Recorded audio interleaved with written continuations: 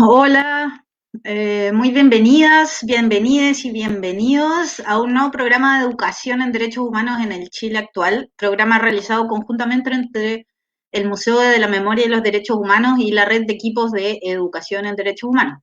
Mi nombre es Francisca Dávalos, soy parte de la Red de Equipos de Educación en Derechos Humanos. Estamos aquí con Claudio Ramsey, jefe del área de educación del Museo de la Memoria, y con Ana Piquer, nuestra gran invitada en el día de hoy. Eh, Invitamos a Ana, quien es la directora ejecutiva de Amnistía Internacional Chile, dado que hace muy poco sacaron el informe anual 2021 de Amnistía Internacional y que incluye específicamente un capítulo al respecto de la realidad de los derechos humanos en Chile. Ana Piquer Romo es abogada de la Universidad de Chile y magíster en Derecho del Trabajo de la Universidad de Nueva York. Como bien decíamos, es directora ejecutiva de Amnistía Internacional Chile desde el año 2011, pero ya desde el 1990 ha participado activamente como activista en la organización, donde se ha desempeñado en diversos equipos temáticos y en distintos cargos. Todo este acervo de experiencia, digamos, le ha permitido forjar esta labor en defensa de los derechos humanos y frente, digamos, o a favor de los grupos desprotegidos y con mayor necesidad de protección. Hola Ana, ¿cómo estás? Hola, muy bien, muchas gracias y muchas gracias por la invitación. Qué bueno tenerte acá para conversar con nosotros sobre, bueno, específicamente el capítulo de Chile.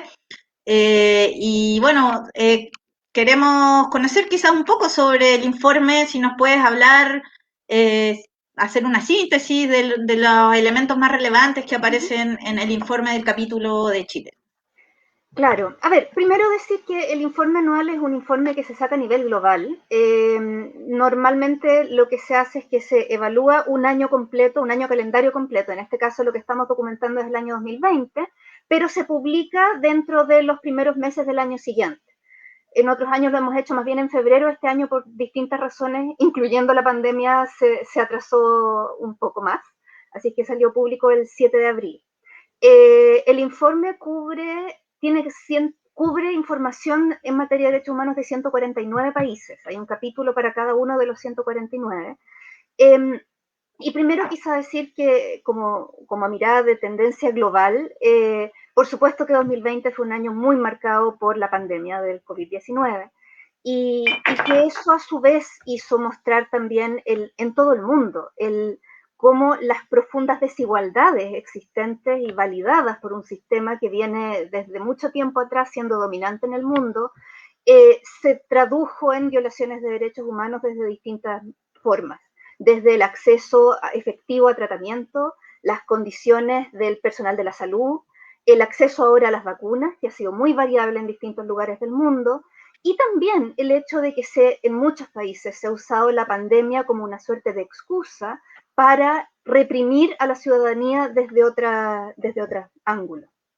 Entonces, en ese sentido hay un análisis de que en la mayor parte del mundo los liderazgos políticos, los gobiernos, las grandes empresas, donde está el poder y el dinero en definitiva, lamentablemente no han mostrado el liderazgo que necesitaban estos tiempos extraordinarios, sino que más bien lo han enfrentado desde otra mirada, y los liderazgos que de alguna manera han hecho la diferencia han provenido de la ciudadanía, desde los mismos trabajadores y trabajadoras de la salud, de la gente que se ha organizado para generar redes de apoyo, desde la sociedad civil y así. Y en esta tendencia Chile no es la excepción. En el caso de Chile, además, que ya veníamos viviendo una situación de crisis a propósito del contexto del estallido social, que nos trajo lo que desde Amnistía hemos calificado la peor crisis de derechos humanos que habíamos vivido desde el fin de la dictadura. Y estábamos en medio de eso cuando llega la pandemia. Y quizá lo interesante es que, y a la vez triste, es que de alguna manera la pandemia mostró que esa demanda por dignidad, por igualdad y por derechos que estaba exigiendo la gente en las calles, la pandemia demostró que tenían toda la razón, o teníamos toda la razón. Que en definitiva esas desigualdades se mostraron en blanco sobre negro cuando llega la pandemia. y que de nuevo no hemos visto ese liderazgo que hubiéramos esperado y sobre todo desde una actitud de un gobierno que no está escuchando a la ciudadanía, que por una parte no está abordando la crisis de derechos humanos que vivimos y seguimos viviendo, que incluso ha adoptado un discurso que tiende hacia minimizar la gravedad de lo que sucedió en el contexto del estallido social y lo que todavía sigue sucediendo en las calles, quizá en menor medida, pero sigue sucediendo. Y por otro lado, que también ha habido muchas quejas de parte de expertos y de diferentes voces, desde gremios de la salud, por ejemplo, que han criticado la ausencia de una escucha de parte del gobierno en lo que se refiere al manejo de la pandemia. Entonces, el capítulo de Chile tiene un foco muy fuerte en lo que se refiere a la crisis de derechos humanos, todo lo que tiene que ver con la búsqueda de justicia y reparación para las víctimas y las falencias que hay en esa materia. Tiene un segundo foco muy fuerte en lo que se refiere al derecho a la salud y la situación de trabajadoras y trabajadores de la salud, que de hecho estuvimos trabajando también ese tema el año pasado. Y por último, hace referencia a algunos temas que quizá en este contexto quedan un poco olvidados, pero que seguimos viendo, como todo lo que se refiere a pueblos indígenas y en particular al pueblo mapuche, las vulneraciones o cómo se le ha quitado prioridad al tema en materia de derechos sexuales y reproductivos, la realidad de las personas LGBTIQ+, y también lo que ha pasado con la ley de migraciones y la situación de las personas migrantes, que son temas que quizás no parece tan obviamente conectado con estas dos grandes crisis que como que se roban un poco la agenda, pero que igual siguen habiendo ahí temas que son críticos y que también de alguna manera van profundizando lo que lamentablemente es un deterioro en materia de derechos humanos en los últimos años en Chile. Eso como muy apretada síntesis. Excelente, muy buen panorama. Y interesante ver que también esto no es algo aislado, sino que también se ha estado dando en otros países, quizás con algunas contadas excepciones. Eh, Ahora, como ustedes muy bien relatan en el informe, hay dos crisis, esta de derechos humanos y sanitaria. ¿Cómo evalúan ustedes la respuesta de las diferentes instituciones políticas? No solo ya el gobierno, pero sí el general. En ambas crisis, digamos, en la de derechos humanos y en la de sanitaria. A ver, en la de derechos humanos ahí hay varios actores en realidad, porque por una parte está el gobierno propiamente tal, que ahí, por supuesto, somos extremadamente críticas respecto de la forma en que el gobierno ha abordado esto, que básicamente ha apuntado a negar que la crisis exista. A adoptar un poco esta lógica de que son casos puntuales que deben ser investigados por la justicia y no que tenemos una crisis profunda, estructural, que permitió que se produjeran violaciones generalizadas a los derechos humanos y que en la práctica hoy día no ha cambiado nada que nos garantice que eso no pueda volver a pasar. Por otro lado, en ese tema están todos los actores vinculados al sistema de justicia. Fiscalía, tribunales de justicia, en la investigación de las causas por violaciones de derechos humanos y también en la investigación de las causas que tienen relación con hechos de violencia ocurridos en el marco del estallido social. Y que ahí además, o sea, lamentablemente las causas por violaciones de derechos humanos han avanzado bastante lento por diferentes razones. Muchas tienen que ver con dónde se ha priorizado los recursos investigativos, que se ha priorizado con mucha más fuerza los hechos de violencia en el marco del estallido social que los delitos y violaciones de derechos humanos cometidas por agentes del Estado. Y eso ha causado que, salvo por algunas excepciones de causas que han tenido más visibilidad, como el caso de Gustavo Gatica o Fabiola Campillay, que son casos muy visibles y muy graves, poquito menos de la mitad de las causas, de acuerdo a cifras recientes, se han cerrado sin ni siquiera tener formalizado. Entonces, eso también preocupa en el sentido de ir generando una sensación de impunidad. Y ahí, de nuevo, quienes han tenido el rol más preponderante ha sido desde la sociedad civil, ha sido desde las distintas organizaciones que han estado en terreno, observadores de derechos humanos, brigadistas de salud, las distintas organizaciones que incluso algunas se crearon a propósito para poder recoger más causas, presentar querellas, recibir denuncias, y que es lo que de alguna manera ha ido empujando que esto no quede en la impunidad. Y por otro lado, en lo que se refiere a la crisis sanitaria, ahí se da un poco esa misma dualidad, de que desde el gobierno acá Amnistía no es especialista en materias sanitarias, no somos epidemiólogos, no tenemos cómo evaluar si la medida es la correcta o no, pero sí podemos ver que finalmente, por una parte, las cifras en Chile son alarmantes y mucho más altas de lo que se podría haber esperado. Y por otro lado, ahí sí ha habido especialistas, incluso desde la propia mesa social COVID, que el gobierno la convocó, que han dicho no escuchan lo que estamos recomendando. Y si hubieran escuchado, quizá no estaríamos en la situación que estamos ahora. Y se da lo mismo con lo que tiene que ver con las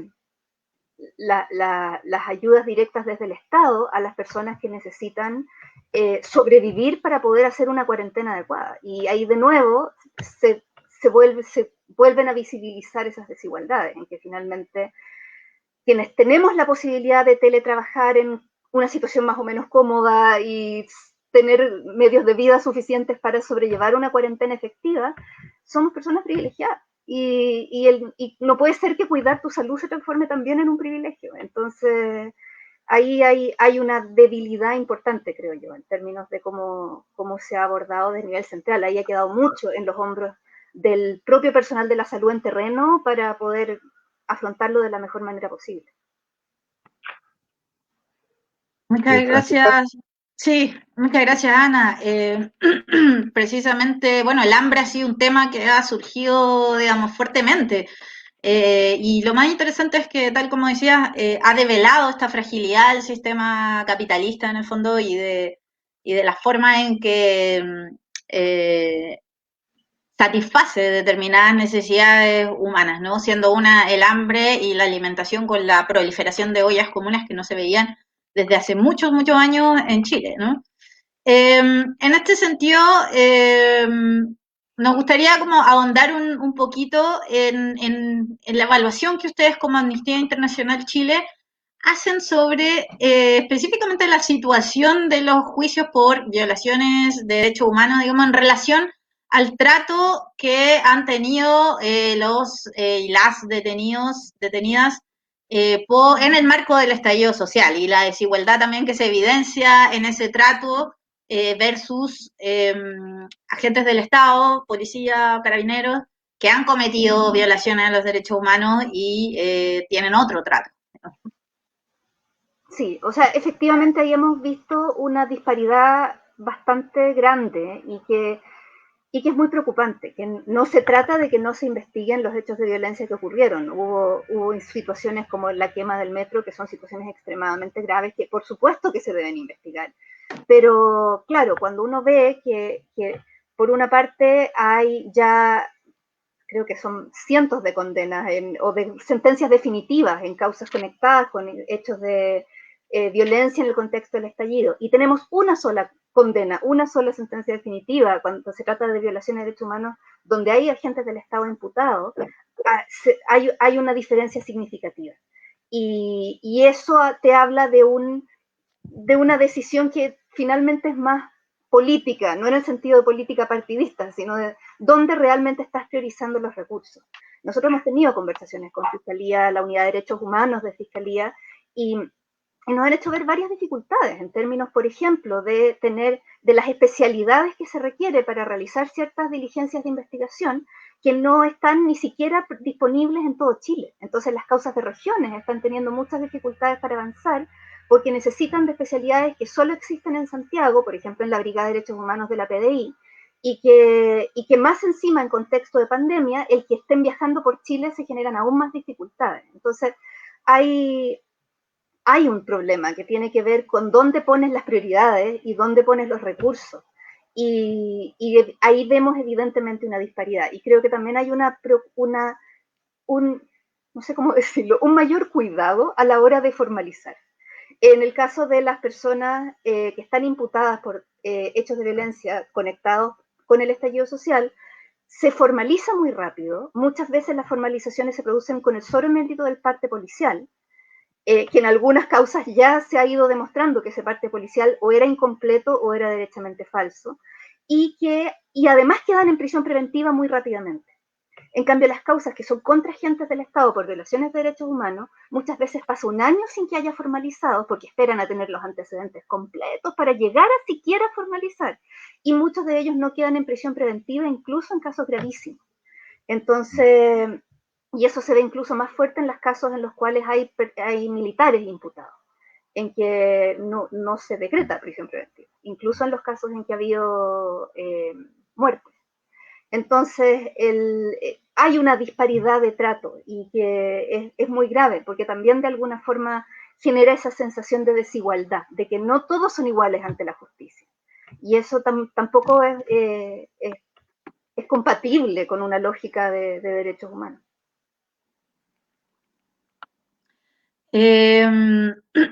Y digamos, ¿cómo se puede considerar igual desde los derechos humanos, desde el enfoque, el trato, digamos, recibido?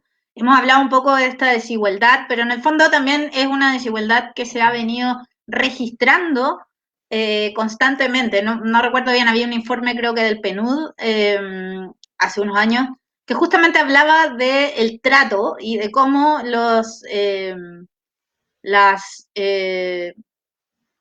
perdón, Claudio parece que se fue, ahí.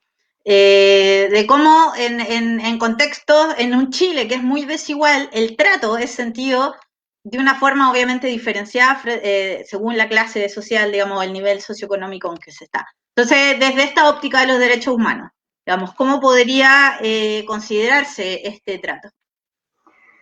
Bueno, esa desigualdad traspasa básicamente a todos los derechos humanos, lamentablemente. De hecho, en lo que estábamos hablando antes, en lo que se refiere al acceso a la justicia, lo vamos a ver, y no solo en Chile, en prácticamente todo el mundo, es que el sistema de justicia penal, el derecho penal, nunca afecta a todo el mundo por igual. En general, las personas que van a la cárcel, que enfrentan juicios penales injustos, que pasan tiempo largo en prisión preventiva, son personas o más pobres, de menores recursos, de menores que por lo mismo tienen menos redes para poder conseguir una buena defensa jurídica, para hacer público su caso, o sea, que genera una mayor vulnerabilidad, o en algunos casos también personas que han estado de alguna manera manifestándose, oponiéndose al gobierno, generando defensa de diferentes causas que molestan a los grupos de poder. Y eso es algo que traspasa todos los derechos humanos, en definitiva. Incluso lo vimos y lo hemos dicho en el contexto de manifestaciones en la calle. O sea, en el contexto previo al plebiscito de octubre, pudimos constatar, pero así patente, cómo el trato policial a las marchas a favor del rechazo era diferente a la que recibían otras marchas, como hubo un caso particular, que fue el mismo día que hubo una marcha por el rechazo y una marcha de las TENS exigiendo inclusión en el código sanitario. Y que las TENS fueron gaseadas, dispersadas, mojadas, heridas, y las del rechazo estuvieron prácticamente resguardados por carabineros. Sí. Y en el caso de las TENS, no hubo disturbios ni detenidos por desórdenes, solamente hubo infracciones supuestamente a las medidas sanitarias. En cambio, en la del rechazo sí hubo detenidos por desórdenes y por riñas. Pero aún así, las que recibieron los lanzaguas fueron las TENS. Entonces hay una disparidad y una desproporción que es evidente. Yo uso ese ejemplo porque es muy, muy brutal y muy patente, y fue el mismo día. Fue en septiembre del año pasado. Y eso es algo que probablemente uno puede encontrar muchos más ejemplos. Y eso es muy complejo y que finalmente traspasa esas mismas desigualdades de las que venimos hablando. Oye, dos preguntas en una. En particular sobre el derecho a la protesta, y sobre este último aspecto que estábamos viendo, el trato desigual. ¿Cómo calificaría Amnistía Chile, Internacional Chile, el trato que han recibido desde el punto de vista de la extensión? Ya estamos hablando del trato judicial. ¿Es una violación a los derechos que una persona por prender fuego a una barricada o sea, daños externos pueda estar tantos meses privada de libertad?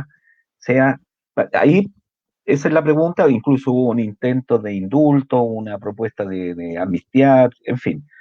Y lo segundo, en relación al tema del derecho a la protesta, porque la gente o el gobierno y los medios de comunicación lo asocian directamente con violencia.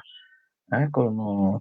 En fin, siempre como que hay la mirada, el temor frente a la protesta, cuando la inmensa mayoría de las protestas todas han sido pacíficas. Sin embargo, el énfasis que se pone es como la inseguridad que genera, ¿no es cierto?, la pérdida de control de la autoridad respecto a las calles, al país, etcétera. Y un grupo de 200 personas generan mucha inseguridad y al punto que al final terminan castigando a la inmensa mayoría. Entonces eso, es violación, se puede calificar como violación lo que están padeciendo estos jóvenes con actos que podemos condenar y merecen una pena a lo mejor, y respecto al derecho a la protesta. Sí. Sí, en muchos casos sí. Y hay como tres grandes cosas que van respondiendo un poco todas las preguntas. Primero es lo que tú mencionas del derecho a la protesta, que claro, si uno busca en los tratados no existe un derecho a la protesta escrito de esa forma, pero existe el derecho a reunión pacífica en un lugar público, existe la libertad de expresión y de alguna manera existe el derecho a asociación y de alguna manera todo eso te lleva a un derecho a la protesta. Y ahí es súper interesante que muy recientemente, el año pasado, se publicó un nuevo comentario general del Comité de Derechos Humanos de Naciones Unidas sobre el derecho a reunión, que es muy potente en términos de delimitar qué está cubierto por el derecho a reunión y de que ciertos actos de desobediencia civil o de cortar el tránsito en determinados contextos no violentos son actos cubiertos por el derecho de reunión, que pueden ser disruptivos, que pueden ser molestos, pero que eso no los transforma en algo necesariamente violento por sí mismo. Y eso es algo que en Chile está muy poco instalado. Es como un poco lo que dices tú, de que toda protesta es un potencial desorden, cuando lo que la mayoría de la gente que está haciendo ahí, que está protestando pacíficamente, es sencillamente el ejercicio de un derecho humano, que está protegido por el derecho internacional de los derechos humanos. Y eso se conecta además con este discurso criminalizador de la protesta, que tiene un efecto muy concreto, que son esas prisiones preventivas largas o cosas de ese tipo. Y que ahí hay dos temas. Por una parte está la cosa más discursiva, de que de hecho últimamente el gobierno ha tomado un discurso, ahora como que se diluyó un poco debido a las cuarentenas, pero cuando se habían retomado las protestas de los días viernes en Plaza Dignidad, el discurso del gobierno estaba haciendo, eso no es protesta legítima, eso es delincuencia. Y por lo tanto tenemos que impedir que suceda. Y ya ni siquiera era un tema de dispersar la protesta o de controlar el orden público, era impedir que haya una manifestación, derechamente, como que la manifestación fuera el problema. Y eso es fundamentalmente contradictorio con los derechos humanos. Y eso, por último, te lleva al tema de las condenas penales, que en el caso, y de las prisiones preventivas. Y en el caso chileno tenemos dos grandes temas. Uno es que tenemos algunos tipos penales que a nuestro juicio son tan amplios que no son compatibles con el principio de legalidad que existen los estándares del debido proceso, como muchos de los tipos penales de la Ley de Seguridad del Estado, la llamada ley antibarricadas, que también puede criminalizar el ejercicio de derechos humanos, o el delito de desórdenes públicos del Código Penal, que puede ser cualquier cosa, básicamente. Y eso te lleva a que personas que podrían haber estado ejerciendo su derecho a reunión pacífica terminen siendo imputadas de un delito e incluso pasar periodos largos en prisión preventiva. Y el último punto es el tema de la prisión preventiva, que incluso tratándose de delitos que efectivamente hayan cometido un acto de violencia o haya razones fundadas para suponer que así fue, y que corresponda a un delito legítimo de alguna manera, la prisión preventiva sí debiera ser considerada una medida absolutamente excepcional que tiene que estar justificada cuando es realmente necesario mantener a la persona privada de libertad en un recinto carcelario para resguardar ya sea su propia seguridad, la seguridad de la población o de alguien en específico y la seguridad de la investigación. Pero acá la verdad es que en muchos casos vemos que la prisión preventiva se aplica de manera casi automática y como dices, han habido casos incluso que por ejemplo, hay un caso en Punta Arenas, si no me equivoco, de un chico que finalmente fue condenado, pero fue condenado a una pena menor que el tiempo que ya llevaba en prisión preventiva. Y que además, si es que dado lo baja de la pena, lo más probable es que lo hubiera cumplido en libertad. Entonces le quedaron debiendo casi un año de su vida que estuvo preso por nada. Y Y eso también es una violación a los derechos humanos, y eso vemos que se está dando también en muchos de los casos conectados con el estallido social, en que la prisión preventiva se aplica muy ampliamente y que incluso en muchos casos tienes al gobierno como querellante exigiendo la prisión preventiva, o sea, de alguna manera forzando o validando esa violación a los derechos humanos. Me alargué un poco, pero eran como hartas cosas. No, pero es muy súper bien, esclarecedor, súper esclarecedor. sí, muy interesante. Queremos saludar a quienes nos están mirando, están viendo este programa, esta transmisión en vivo. Ya nos están dejando algunos comentarios y preguntas. Les invitamos a hacer más preguntas, digamos, para que Ana pueda contestar.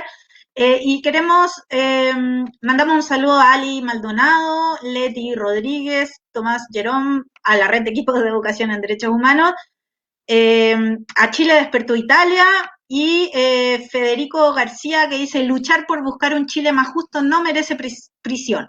Pero tenemos una pregunta de Ali Maldonado que dice: ¿cuál es la causa del bajo impacto real y concreto que cumplen los organismos de derechos humanos ante las violaciones que se cometen?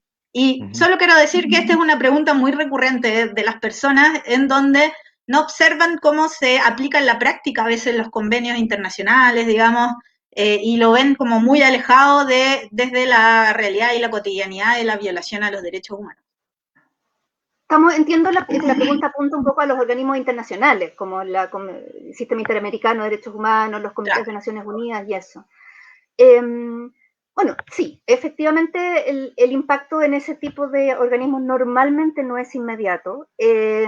Primero porque la mayor parte de las instancias, como por ejemplo la Corte Interamericana de Derechos Humanos, exige el agotar los recursos internos antes de llegar a las instancias internacionales. O sea, uno llega debido a la falta de justicia en el propio país. Entonces, eso exige que inevitablemente se pase por todo este proceso a nivel local para luego poder, si es que no resulta en Chile, poder llegar a las instancias internacionales a decir: en mi país no encontré justicia, necesito encontrar justicia a nivel internacional. Y eso de hecho da una oportunidad a que encontremos justicia en Chile, que sería de hecho mejor incluso, que finalmente las instituciones chilenas estén a la altura de lo que pasa y se encuentre justicia acá.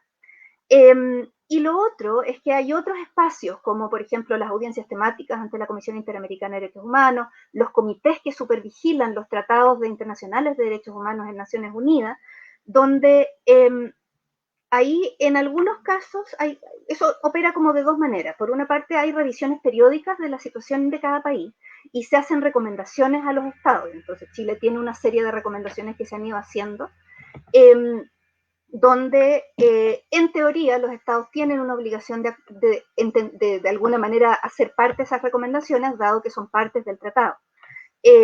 Pero eso no siempre los estados lo cumplen y muchas veces nos toca también desde la sociedad civil darles el seguimiento y empujar los cambios que se necesitan. Y por otro lado, también es importante comentar de que en algunos de esos comités existe la posibilidad de hacer reclamos por casos, por situaciones particulares, como por ejemplo ante el Comité de Derechos Humanos de Naciones Unidas por casos relativos a derechos civiles y políticos. Pero un detalle importante para mencionar es que para poder hacer un reclamo de ese tipo por temas vinculados a derechos económicos, sociales y culturales, los países tienen que no solo ratificar el Pacto Internacional de Derechos Económicos, Sociales y Culturales, sino también el protocolo facultativo.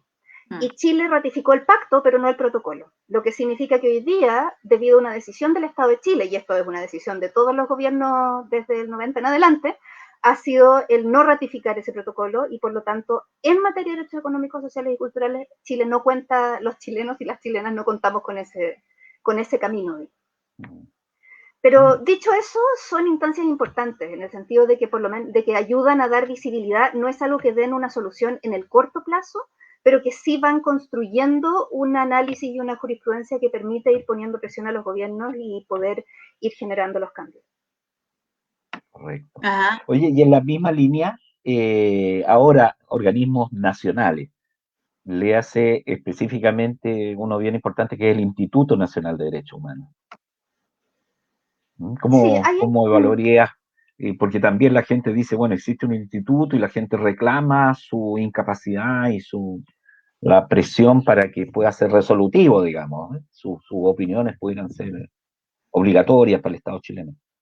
Sí, ahí hay varias discusiones por tener y que mucho tiene que ver además también con los recursos que se asignan al instituto para poder cumplir a cabalidad su labor. Y más ahora que se agrega la función del Mecanismo Nacional de Prevención contra la Tortura, que también ha habido ahí una discusión respecto de si se están asignando los recursos y las prioridades necesarias para que pueda cumplir su labor.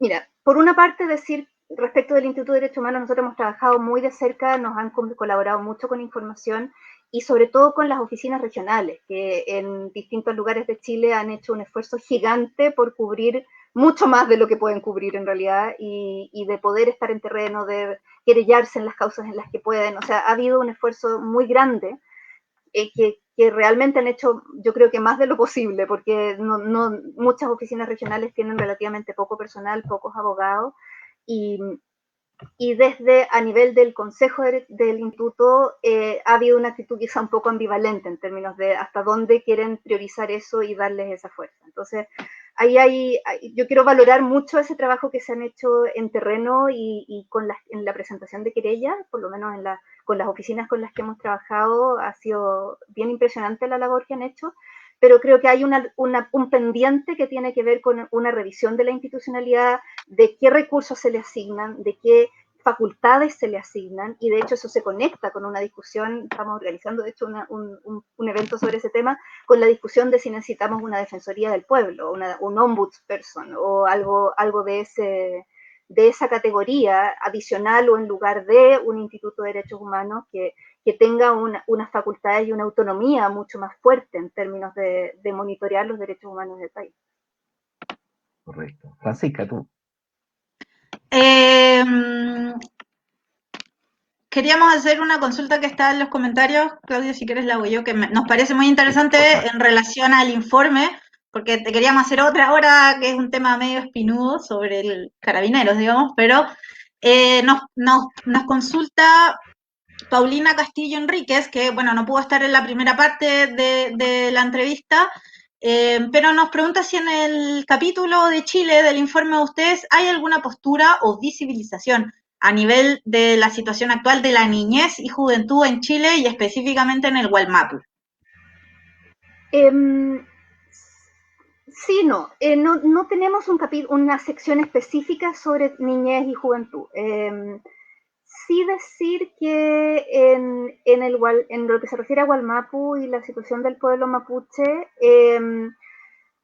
hay una sección importante sobre el tema y uno de los casos que relevamos en el capítulo de Chile, en particular en la actualización que agregamos en el documento extendido que publicamos en paralelo al informe global, fue la detención de la hija de Camilo Catrillanca, que fue un ejemplo como muy emblemático de algo que no es el único caso, que lamentablemente es una realidad que viven muchas niños, niñas y adolescentes en Gualmapu, y de hecho también estuvimos como observadores en el juicio por el asesinato de Camilo Catrillanca y la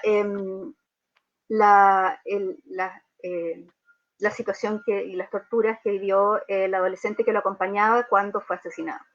Entonces, al menos eso está en el informe y la verdad es que lamentablemente la situación de niños, niñas y adolescentes como que traspasa todos los temas que estamos hablando. O sea, en el contexto del estallido social, la mayor parte de las personas que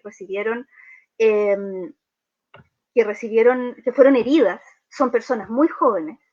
En el informe que sacamos en octubre del año pasado, Ojos sobre Chile, en particular sobre el caso del estallido, la situación del estallido social y las violaciones de derechos humanos cometidas ahí, documentamos 2 casos de adolescentes que tuvieron heridas oculares.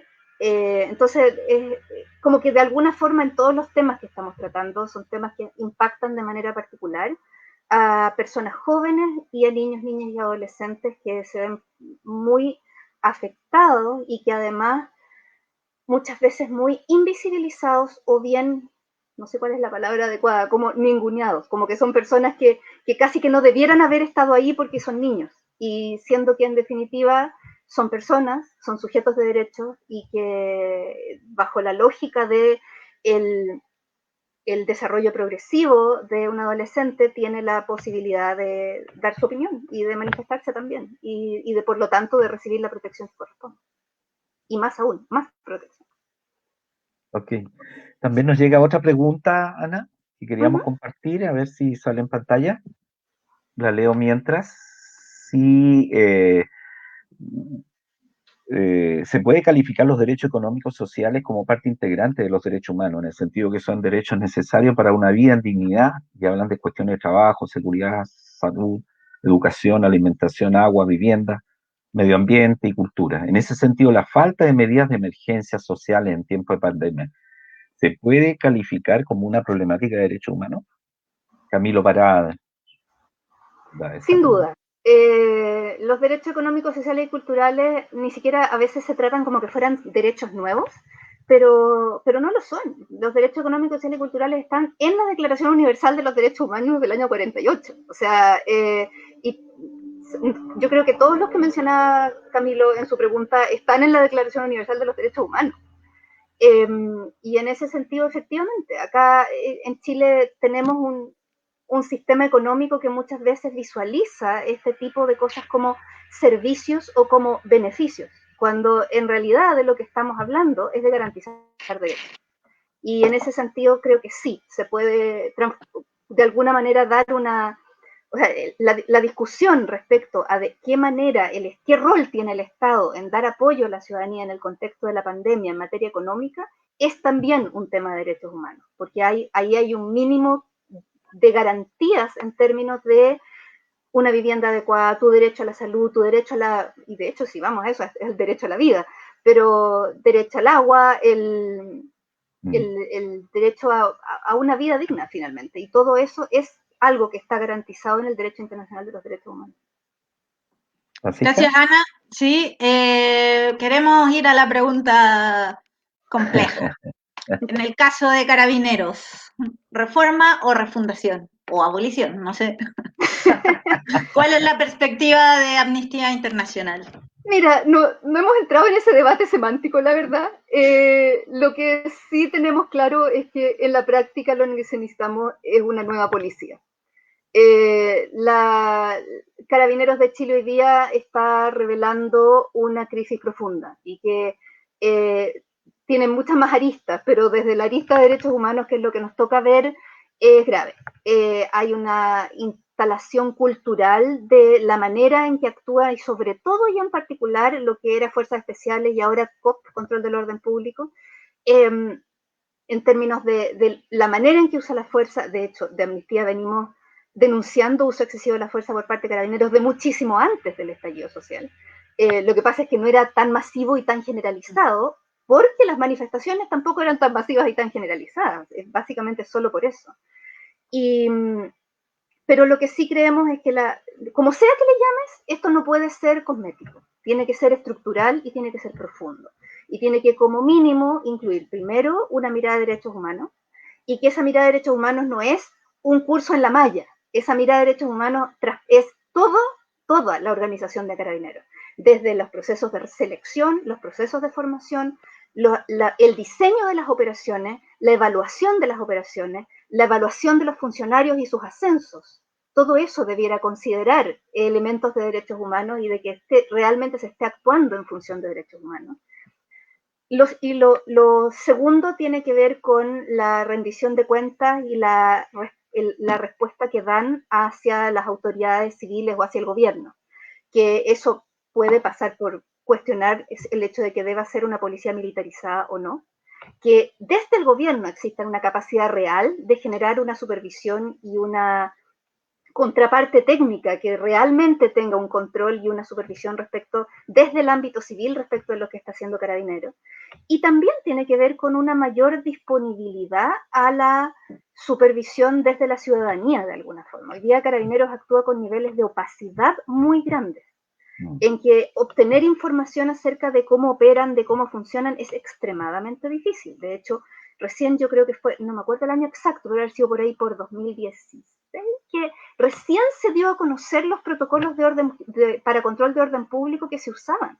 Antes de eso nosotros lo habíamos pedido más de una vez por transparencia y los negaban con la razón de que podría ser un riesgo para la seguridad nacional. Y ese argumento de la seguridad nacional, que viene muy de la lógica militar, por cierto, se usa para impedir acceso a información, y eso hace que Carabineros actúe con estándares muy bajos de transparencia, que también finalmente redunda en su impunidad y su capacidad de rendición de cuentas.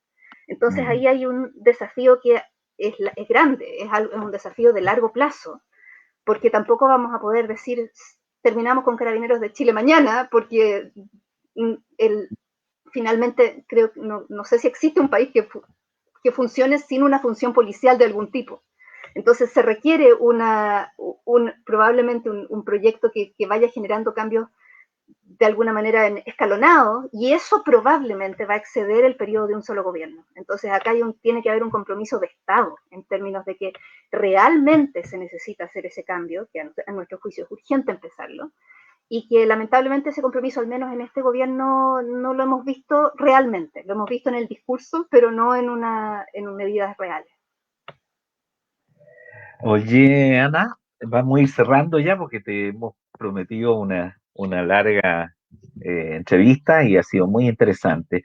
Y queríamos hacerte una pregunta que está relacionada íntimamente con nuestro trabajo, que tiene que ver con la educación en derechos humanos. Nosotros muchas veces nos damos cuenta de que de hace tiempo se viene haciendo un esfuerzo bien importante en distintas instituciones, hay un Plan Nacional de Derechos Humanos, hay programas de capacitación, por ejemplo, de carabineros que incluyen temas de derechos humanos, hay formación de funcionarios públicos. Sin embargo, uno ve a la hora de las crisis, se sincera el país y se nota que la cultura de derechos humanos no es algo que está dominando el país, ¿eh? Al revés. Pueden haber otros valores como el consumo, qué sé yo, el orden público, la seguridad nacional, no sé, pero claramente la cultura de derechos humanos no es algo como que cimenta nuestra convivencia. ¿Cuál es la importancia que tú ves al rol de la educación en derechos humanos, especialmente en la formación de todos los actores que toman decisiones? Estamos hablando de las instituciones públicas, de los agentes estatales, de la educación en general, el sistema escolar, en fin. O sea, primero decir, es absolutamente fundamental. Y en ese sentido creo que no es solamente el enseñar qué dicen los tratados internacionales de derechos humanos, va mucho más allá de eso. Tiene que ver con una verdadera educación en derechos humanos que vaya generando ese cambio cultural, que en definitiva es el que se necesita para entender que los derechos humanos son algo que nos protegen a todas las personas, que no tienen color político, que no se trata de dar protección a ciertas personas y no a otras, sino por el contrario. Una cultura que no integra los derechos humanos pone absolutamente a todas las personas en riesgo. Y ahí creo que es importante, como dices, que esté en todos los niveles. O sea, esto desde la educación escolar temprana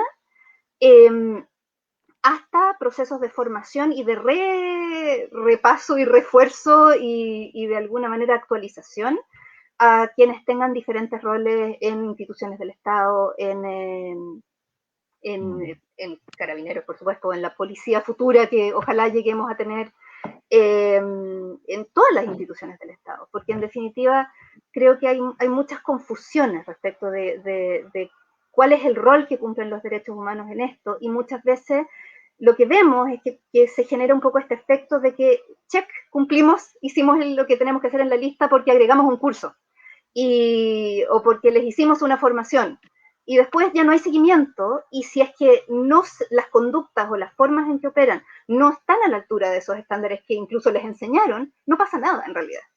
Entonces, y no se trata necesariamente de andar con la lógica sancionadora permanente, pero sí de que haya un seguimiento, y de que si es que, en definitiva, un agente del Estado en cualquier rol está de alguna manera no estando a la altura de los estándares de derechos humanos, violando derechos humanos, tratando mal a una persona, discriminando a alguien a quien atiende, eso tenga de alguna manera alguna consecuencia, algún seguimiento, y eso también va ayudando a que se cambie la cultura en definitiva. Que, insisto, no es necesariamente una lógica sancionadora, pero no puede ser que no pase nada. Y si no pasa nada, entonces los cursos en realidad son cosméticos. Entonces hay un desafío de una educación en derechos humanos mucho más sostenida y que realmente se traspase a las conductas. Y ese es un desafío grande que nos queda. Muchas gracias, Ana. Sí, Han sido muy esclarecedoras tus respuestas, ya hay bastantes comentarios que dan las gracias, digamos. Queríamos preguntarte dónde nuestra audiencia puede encontrar el informe general, digamos, de Amnistía Internacional y el capítulo específico de Chile. Está en nuestra página web, es www.amnistia.cl y ahí lo pueden descargar.